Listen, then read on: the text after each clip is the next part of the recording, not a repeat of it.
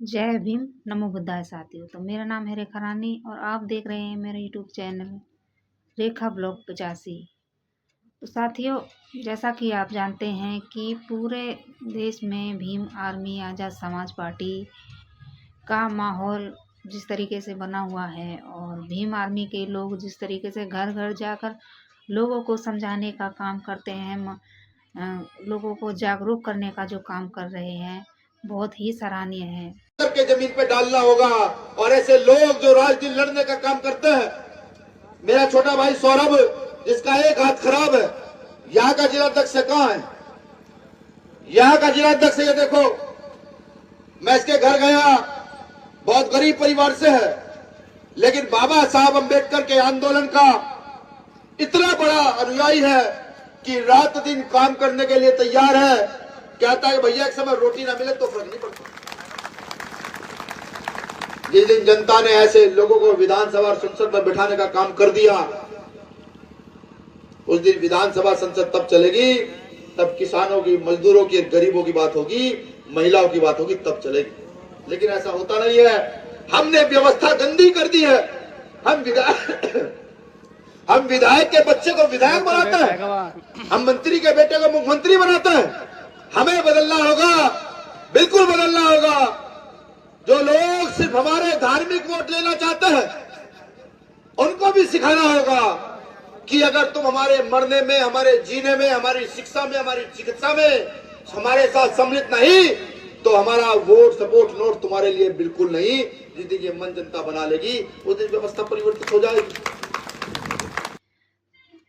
अन्य कोई पार्टी ही ऐसा काम कर रही होगी जो बहुजन समाज को जगा रही हो या लोगों को जागरूक करने का काम कर रही हो।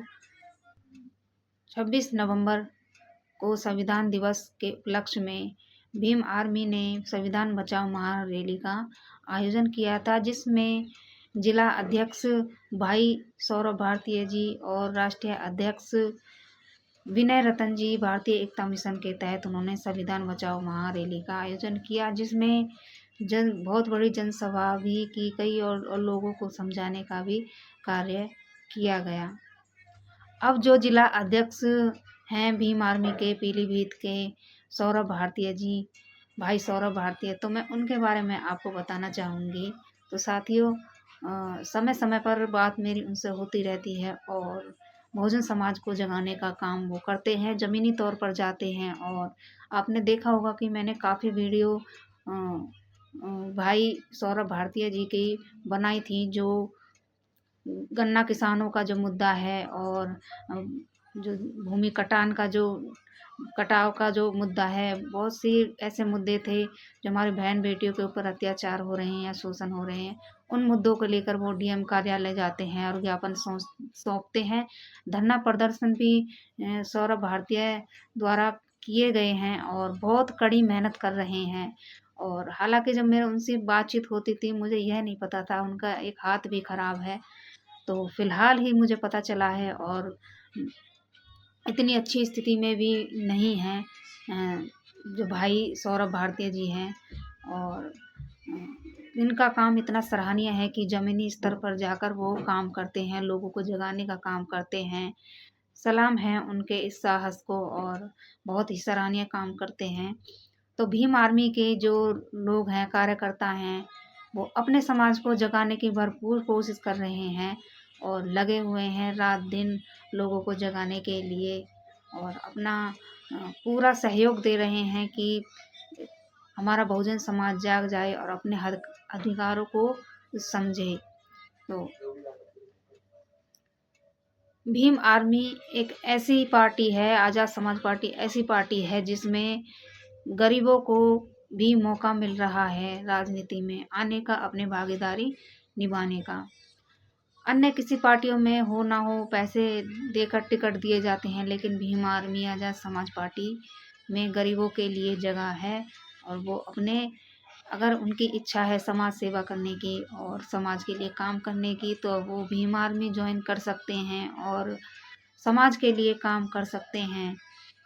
इस तरह की पार्टी है। और भीम आर्मी के जो राष्ट्रीय अध्यक्ष हैं भाई चंद्रशेखर आज़ाद जी कड़ी मेहनत करते हैं और बेखौफ बोलते हैं और अपनी आवाज़ उठाते हैं, बहुजन समाज के पीड़ित शोषित वंचित जो लोग हैं उनके लिए आवाज़ उठाते हैं और संसद में भी दहाड़ते हैं। तो भाई चंद्रशेखर आज़ाद जी का बहुजन समाज को सहयोग देना चाहिए। जिस तरीके से सहयोग देना चाहिए उस तरीके से अभी भाई चंद्रशेखर आज़ाद को सहयोग नहीं मिल पा रहा है, क्योंकि हमारे ही बहुजन समाज के लोग हैं जो दो तरफ बटे हुए हैं।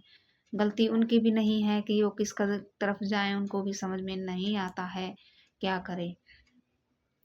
तो मैं आपको बता दूं कि भीम आर्मी जो है बहुत मेहनत कर रही है लोगों को जगाने के लिए और उनके जो मुद्दे हैं उनको उठाती है। तो हमें हमारा फ़र्ज़ बनता है, बहुजन समाज का फ़र्ज़ बनता है कि ऐसे लोगों को सामने लाया जाए जो समाज के लिए काम कर रहे हैं, उनके लिए आवाज़ उठाने का काम कर रहे हैं।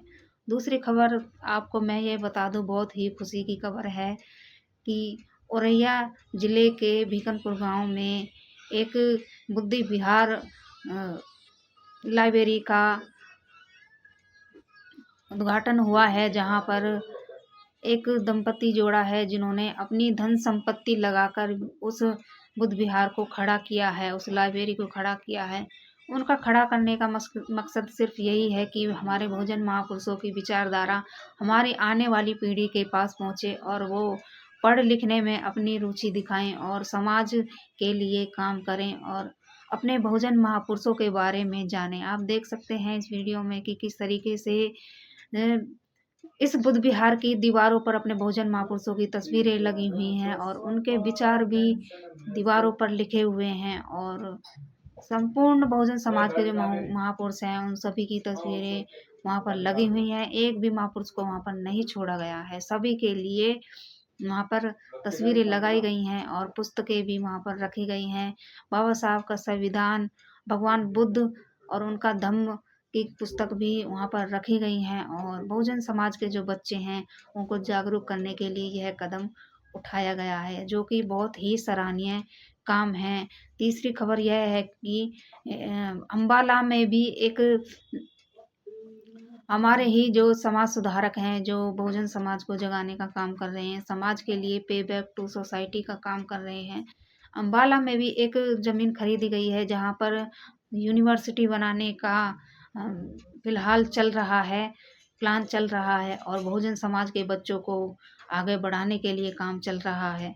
तो उन लोगों का यह कहना है कि हमारी भी जैसे और लोगों की मीटिंग के लिए जगह होती है, उसी तरीके से हमारे बहुजन समाज के लोगों के पास आपसी बातचीत करने के लिए कोई जगह ऐसी नहीं है। तो इसलिए उस जगह को वहाँ पर खरीदा गया है। कम से कम 1 एकड़ ज़मीन वो बताई जा रही है, जिसमें इस तरह की यूनिवर्सिटी खोली जाएगी और अपने बहुजन समाज के बच्चों के लिए सुनहरे मौके मिलेंगे पढ़ने के लिए, आगे बढ़ने के लिए।